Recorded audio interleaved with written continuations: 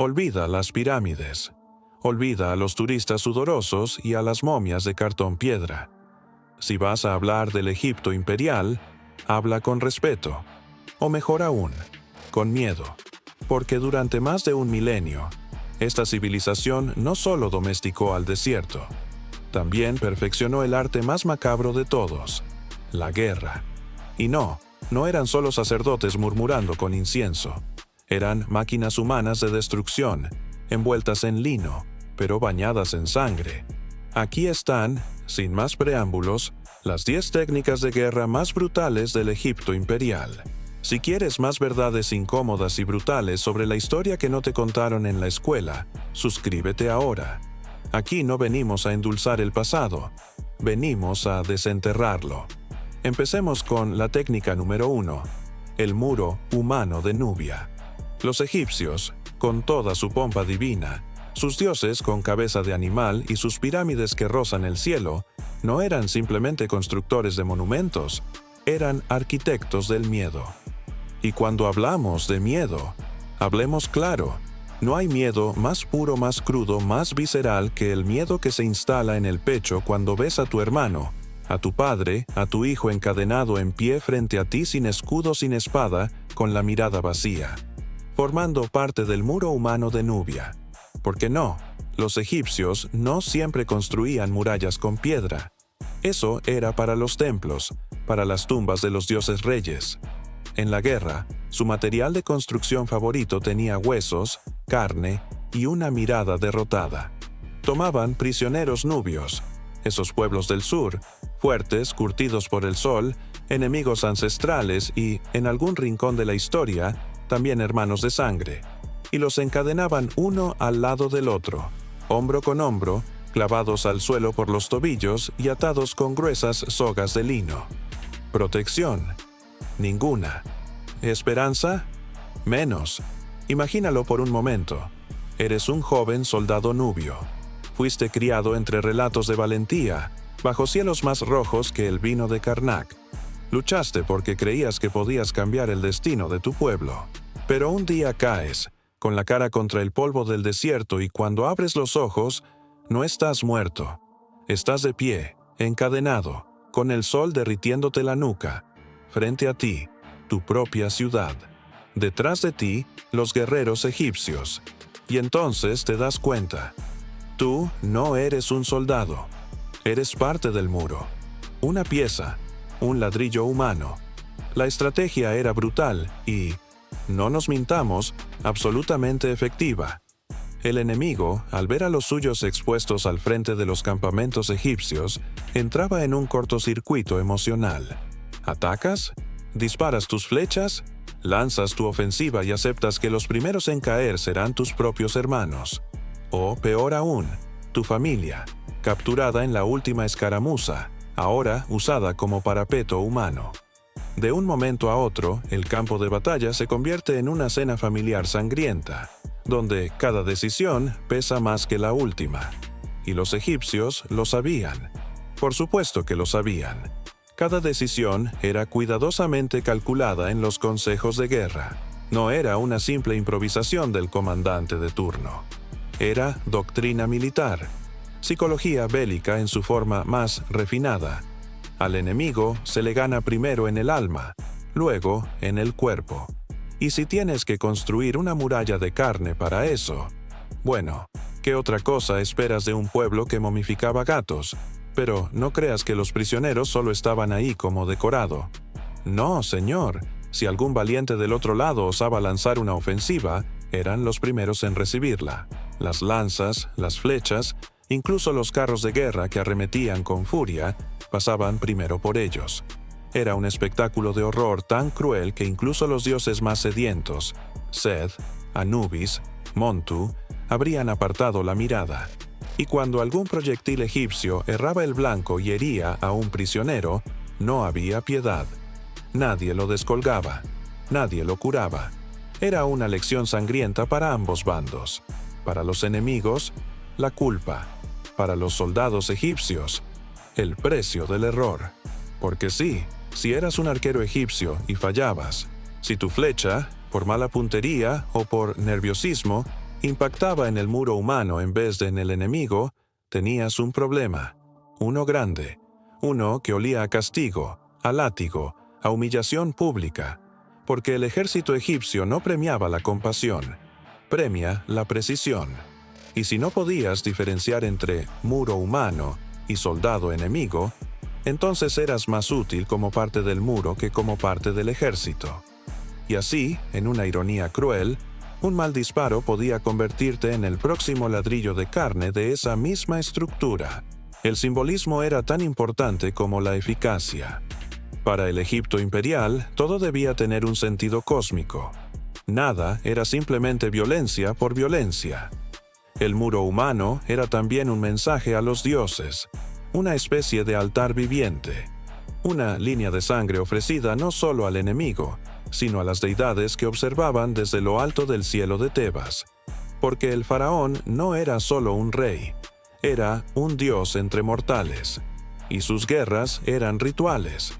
Cada batalla, una ceremonia, cada victoria, una afirmación divina, y nada decía: estoy bendecido por los dioses, como usar a tus enemigos como muro mientras tu ejército los aniquilaba con precisión quirúrgica.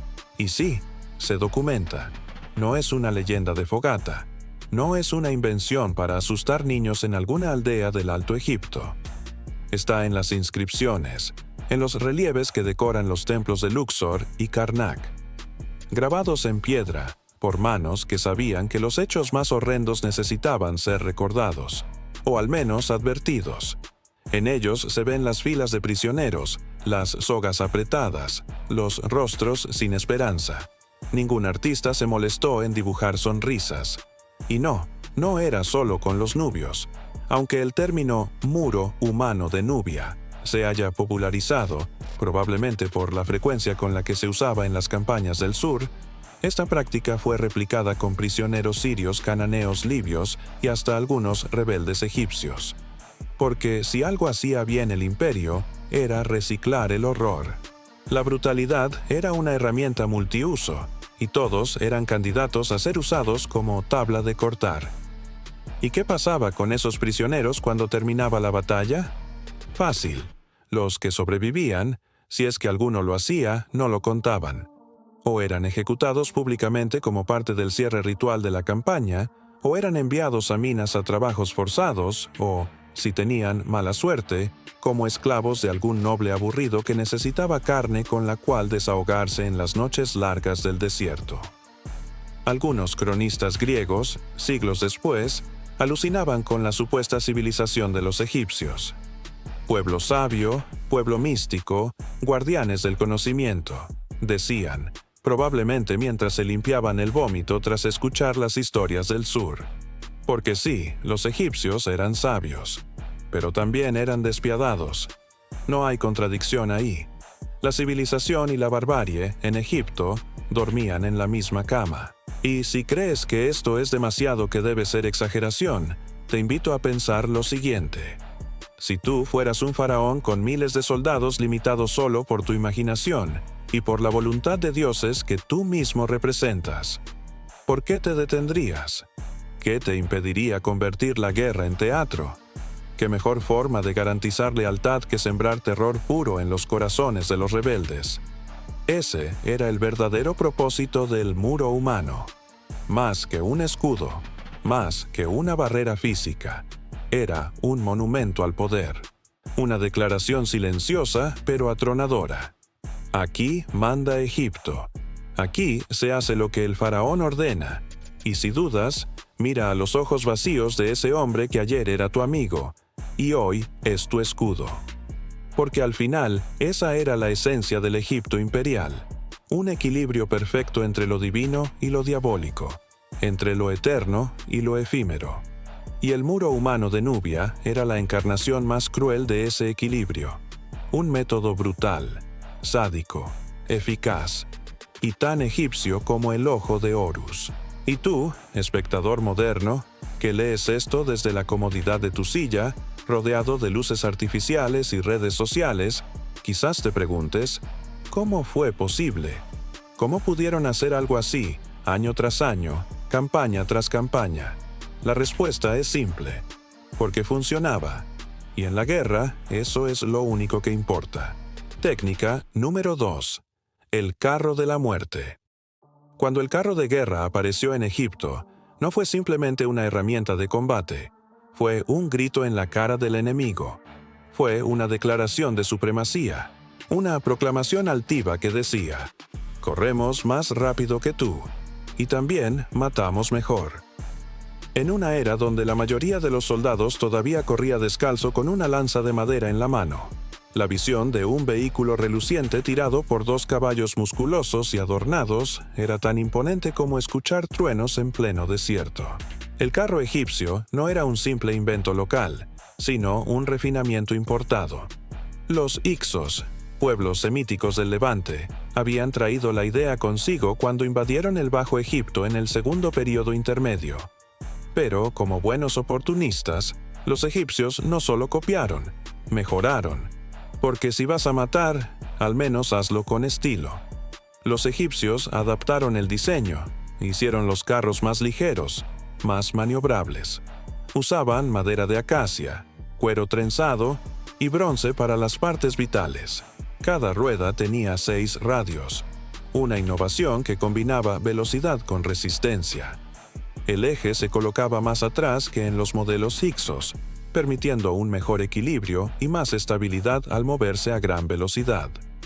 Nada mal para un arma que también funcionaba como escenario móvil. Estos no eran simples soldados montados, eran dúos letales. En la mayoría de los casos, el carro llevaba a 2 hombres: el conductor, un verdadero maestro de los caballos, y el arquero o lanzador, que tenía como misión reducir al enemigo a cadáver antes de que pudiera reaccionar. Y no te equivoques, no era solo cuestión de puntería. Disparar con precisión mientras el carro se movía a toda velocidad, rebotando sobre la arena caliente y entre cadáveres, requería un nivel de coordinación que rozaba lo artístico. Era como tocar el violín mientras haces parkour, pero con sangre. Y esos caballos, los caballos, eran tratados mejor que muchos humanos. Se les alimentaba con cebada seleccionada, agua fresca traída de pozos profundos y cuidados que rozaban lo místico. Algunos incluso tenían nombres inscritos en los registros oficiales del faraón.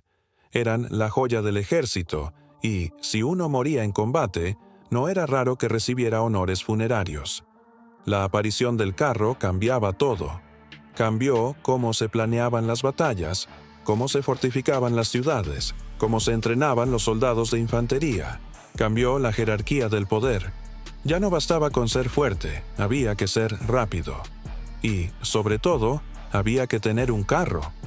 Los carros no eran silenciosos. El estruendo de las ruedas cortando el desierto, el relincho de los caballos, el silbido de las flechas. Todo era parte del espectáculo. Porque sí, había algo de teatral en esta arma. El carro egipcio no solo mataba, intimidaba. Era un dispositivo de propaganda móvil. Cuando lo veías venir, no pensabas en pelear. Pensabas en correr o rezar. Y los egipcios sabían esto. No era solo una cuestión de eficiencia militar. Era una coreografía de terror. Cada unidad de carros estaba diseñada no solo para romper líneas enemigas, sino para grabar su imagen en la mente del adversario. El mensaje era claro: no puedes escapar, y si lo intentas, morirás cansado. A veces el conductor y el arquero eran hermanos, o amigos de la infancia, o amantes. La conexión entre ambos tenía que ser absoluta, casi espiritual. En medio del caos de la batalla, uno debía confiar ciegamente en que el otro no se estrellaría contra un tronco, un cuerpo o un muro. Esa simbiosis convertía a los carros en entidades casi vivientes, con corazón de madera, sangre de bronce y ojos de guerra. Y sí, claro, también se insultaba desde el carro. No todo era nobleza y precisión. Algunos guerreros, mientras disparaban flechas con la precisión de un cirujano, gritaban improperios, maldiciones e incluso poesía bélica diseñada para ofender a varias generaciones del enemigo. Porque si vas a matar a alguien, ¿por qué no hacerlo mientras te burlas de su barba, su madre y sus dioses? Al final del día, los carros de guerra no solo eran el Ferrari de la Edad del Bronce, eran el equivalente antiguo de un misil teledirigido con altavoces que reproducían death metal. Su impacto fue tal que, durante generaciones, la mención del carro egipcio bastaba para que tribus enteras reconsideraran su vocación guerrera. Y cuando los carros regresaban al campamento, su entrada era como la de estrellas de rock, cubiertos de polvo, salpicados de sangre, con las flechas aún temblando en sus aljabas.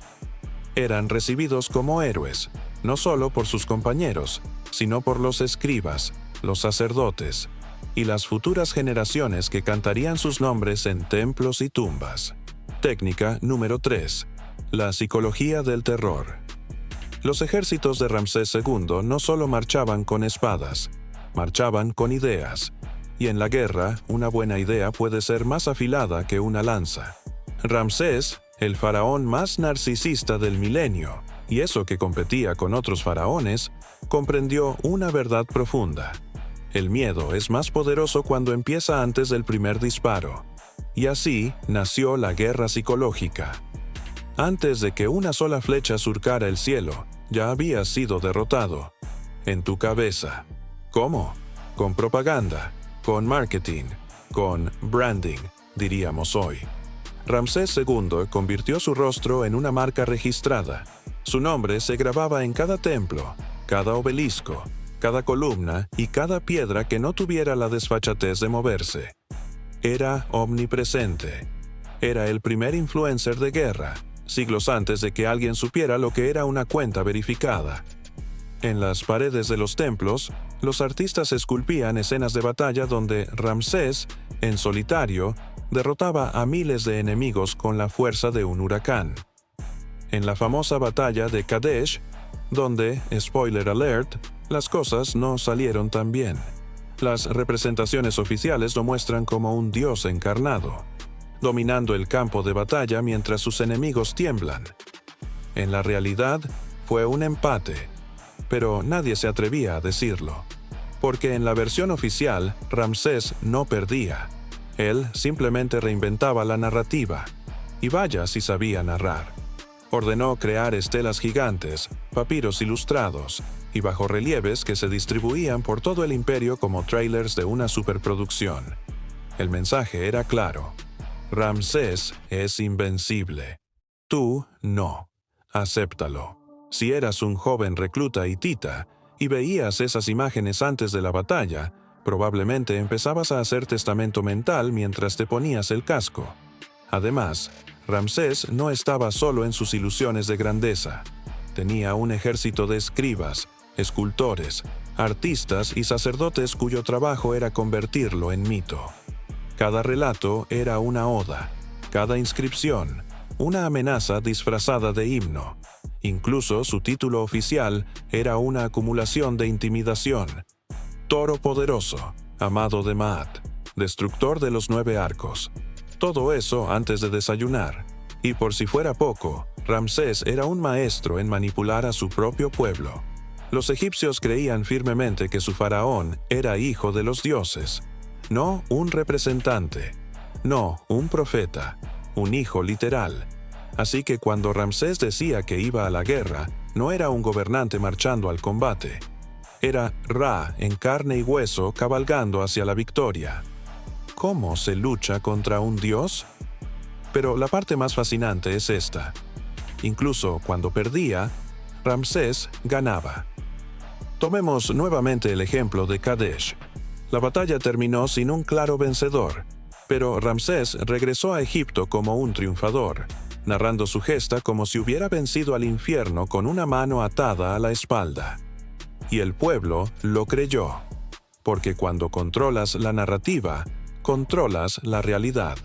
Así, el fracaso se convierte en victoria, la retirada en estrategia divina, el empate en aplastante victoria por dominación moral.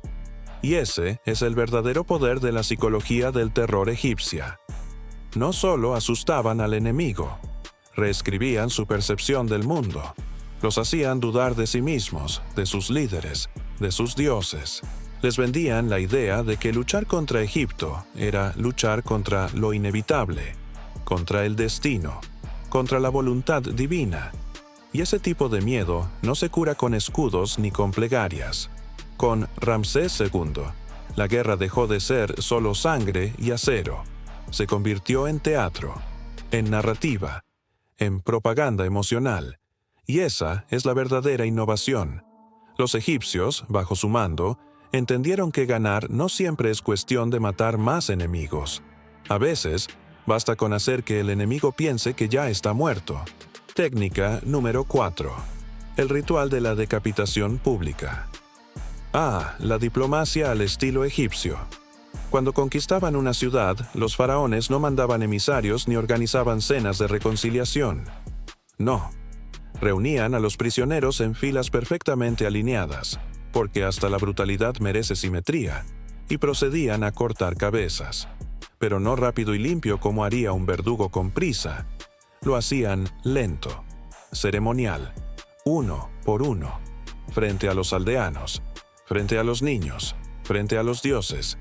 El espectáculo no era solo para castigar, era educativo. Una clase magistral de esto es lo que pasa cuando desafías al Nilo, ofrecida en tiempo real, con sonido envolvente, gritos, llanto, súplica y, claro, un final sangriento.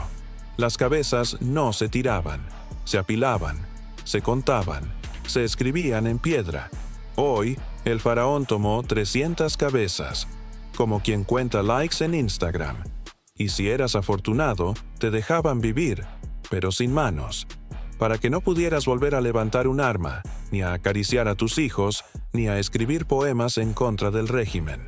Porque en el antiguo Egipto, perder la cabeza no era solo una metáfora. Técnica número 5. La técnica del quemar y rezar. ¿Diplomacia? No. ¿Estrategia militar? Más o menos. ¿Pirotecnia sagrada? Exactamente. Los egipcios descubrieron una fórmula tan antigua como efectiva. Mezcla una antorcha con fanatismo y obtendrás un mensaje divino en llamas. Cuando llegaban a territorio enemigo, no discutían sobre tratados ni buscaban diálogo interreligioso.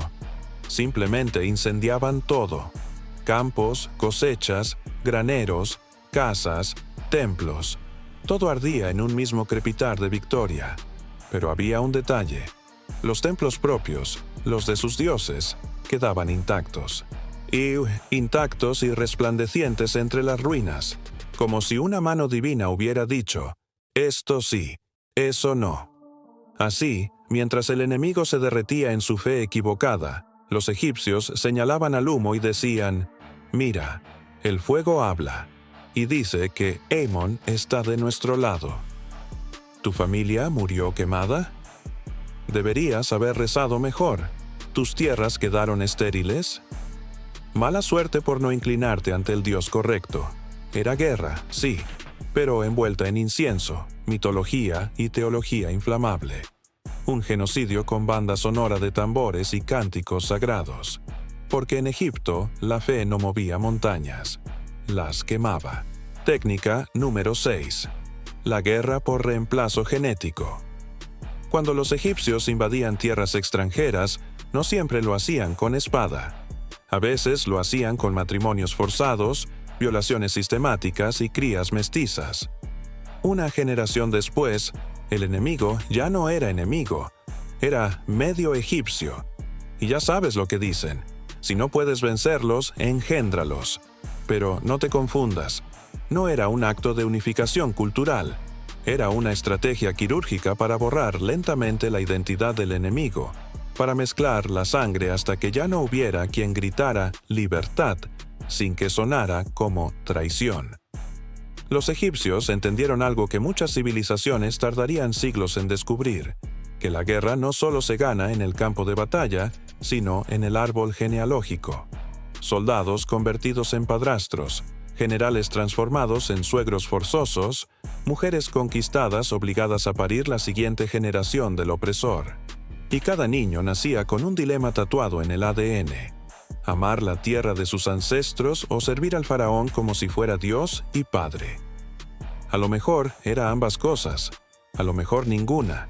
Las crías mestizas eran reeducadas en lengua egipcia, adoraban a Amón, se vestían como escribas, aprendían a despreciar lo que fueron sus abuelos, y cuando llegaba el momento de elegir bando, elegían Tebas, porque era más seguro, porque era más cómodo, porque, al final, el cuchillo del vencedor no solo cortaba carne, cortaba memoria, cortaba linaje, cortaba rebelión, y lo hacía con una sonrisa diplomática. En algunos casos, los niños nacidos de estas uniones forzadas eran usados como moneda de cambio. Entraban al servicio del templo, a veces como sacerdotes, otras como esclavos. El ciclo se completaba. El conquistado ahora servía a los dioses que quemaron sus tierras. Y no había nada que hacer. La sangre ya había sido mezclada, la identidad difuminada.